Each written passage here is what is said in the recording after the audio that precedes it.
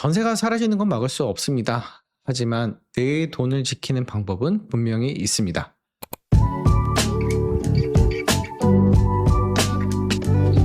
요즘 전세 구하기 정말 하늘의 별 따기죠. 어쩔 수 없이 월세로 바뀌면서 매달 빠져나가는 돈 때문에 고민이신 분들 정말 많으실 텐데요. 단순히 일시적인 현상은 아닌 것으로 보입니다. 데이터는 지금 대한민국 부동산 시장의 판도가 완전히 바뀌고 있다고 말합니다. 특히 은퇴를 앞두거나 이미 은퇴하신 분들에게 이 변화는 생존의 문제입니다. 하지만 만약 이 월세 내는 상황을 오히려 내 돈을 불리는 기회로 만들 수 있다면 어떨까요? 피할 수 없는 월세 시대에 잠자고 있는 내 보증금을 깨워서 월세를 버는 법. 지금부터 데이터로 차근차근 말씀드릴게요. 팩트부터 체크해 보겠습니다. 이 숫자를 보시면 바로 보입니다. 2026년 3월 기준 서울 아파트 전세 매물은 16,000건 정도입니다. 5년 2개월 만에 가장 낮은 숫자예요. 불과 2달 전만 해도 22,000건이었는데 단 2달 만에 6,000건이 사라진 겁니다. 올해 서울에 새로 입주하는 아파트는 약 18,000가구. 예정과 완료된 게 18,000가구 수준이고 최근 5년 평균의 절반 수준입니다. 새 집이 없으니 전세가 나올 통로 자체가 막힌 거예요. 전세 소멸 왜 이렇게 됐을까요? 이유는 크게 4가지입니다. 첫 번째, 공급입니다. 금방 말씀드렸다시피 신축 입주가 반토막이 났어요. 보통은 새 아파트가 들어서면 그 단지에 전세 매물이 많이 나오는데 신축 공급이 막히니 매물이 나올 통로 자체가 없어진 겁니다. 두 번째, 집주인 마인드가 바뀐 겁니다.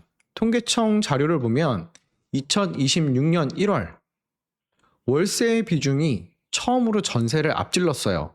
세금을 내려면 월세가 훨씬 더 좋으니까요.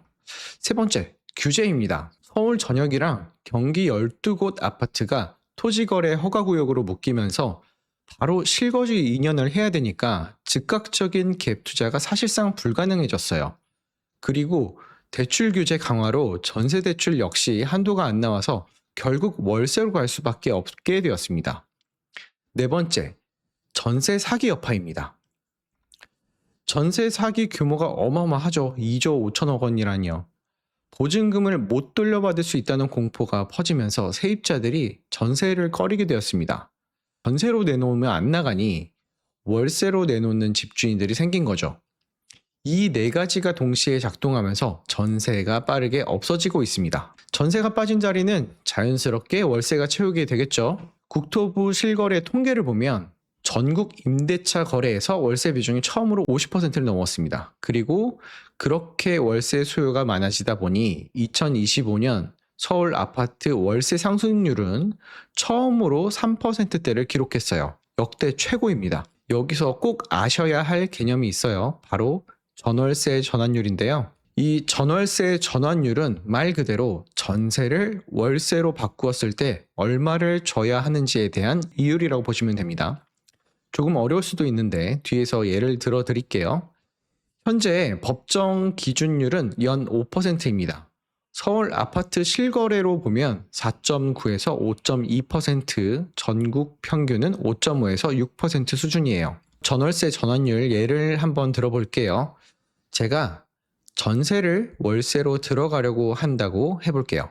이때 월세는 얼마가 나오는지 계산해 보겠습니다.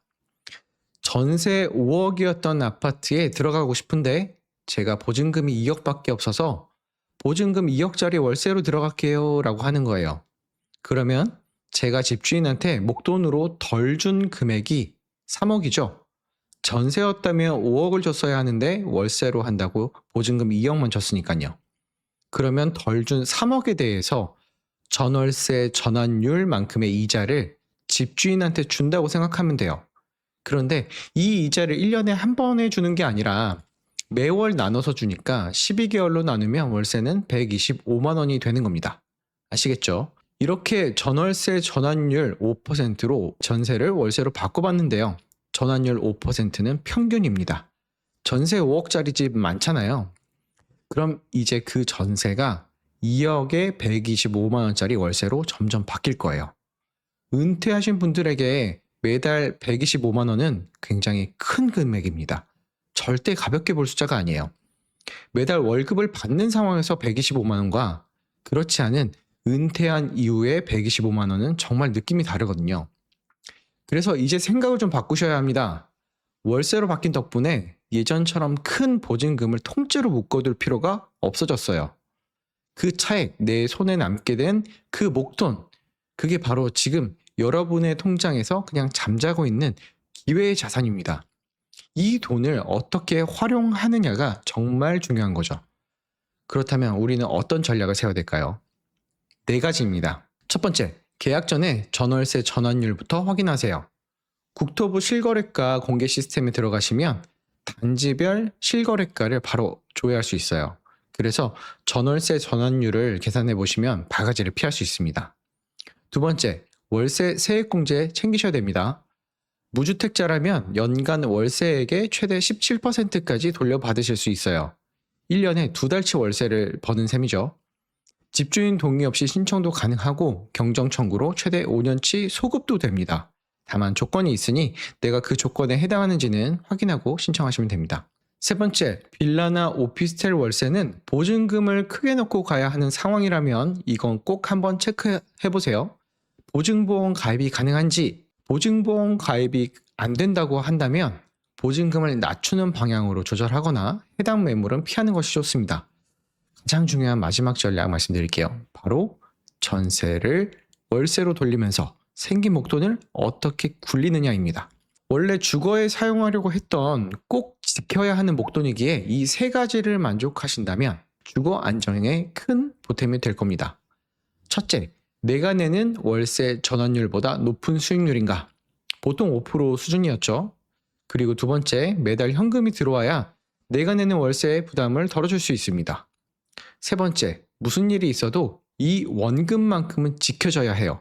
안 그러면 내 주거가 불안정해지니까요. 그렇다면 먼저 많은 분들이 가장 쉽게 편하게 선택하는 예금부터 살펴볼게요. 지금 시중 정기예금 금리가 연 2.5에서 3.5% 수준입니다. 그런데 아까 계산했던 전월세 전환율이 5%였잖아요. 매달 나가는 월세 비용을 예금 이자로 따라갈 수 없다는 거는 이미 다들 알고 있는 사실이에요. 다른 대안이 없어서 선택을 하고 계실 뿐이죠. 그렇다고 그 돈을 주식에 넣는 건 정말 도박하시는 거예요. 2020년, 21년에 동학개미운동 때 기억하시는 분 계실 거예요. 그때 보증금을 주식에 넣었다가 2년 만에 빼야 했던 분들이 꽤 많았어요. 그런데 그때가 문제가 아니라 요즘이 더 문제인 것 같아요. 최근 국장이 좋아서 주식을 할까 말까 하다가 마지막에 막차 타시고 지금 피눈물 흘리고 계신 분들 보면은 진짜 가슴이 미어 터집니다. 주식은 일반 분들은 제발 그냥 장기로 보고 이상한 종목하지 마시고 지수 투자로 하셨으면 좋겠어요. 2년 안에 돌려줘야 되는 돈은 내게 아니거든요. 2년이면 정말 투자하기에는 짧은 기간입니다. 더군다나 월세로 매달 생활비가 늘어났는데 주가가 떨어지면 하루하루가 지옥일 수 있어요. 그래서 저희가 소개시켜드리고 싶은 게 바로 ABC 투자입니다. 아파트를 기반으로 한 채권 증서 투자인데 이렇게 기억해 주세요. A, 말 그대로 A급 자산인 수도권 대단지 아파트를 기반으로. B, 베네핏, 예적금보다 높은 수익률로. C, 캐시플로우, 매달 현금 흐름을 가져다주는 투자입니다. 담보는 수도권 300세대 이상의 아파트만 인정하고 권리 분석 및 담보 가치 비율도 저희가 꼼꼼히 체크해서 공유합니다. 투자자 보호는 민법 347조에 근거해서 근질권이 투자자 본인 이름으로 투자하는 부동산 등기부 등본에 올라갑니다. 회사를 믿고 투자하시는 게 아니라 담보와 법적 구조를 보고 투자하시는 겁니다. 은행이 주택담보대출을 운영하는 것처럼 담보를 잡고 있기 때문에 원금 보호 구조가 굉장히 강력하면서도 예적금보다 높은 수익과 매월 현금 흐름을 기대할 수 있습니다. 전세가 사라지는 건 막을 수 없습니다. 하지만 내 돈을 지키는 방법은 분명히 있습니다. 오늘 영상이 여러분의 자산 운영에 도움이 되셨으면 좋겠어요. 당신의 소중한 보증금은 지금 어디에 있습니까? 더 자세한 내용이 궁금하시다면 아래 링크를 확인해 주세요.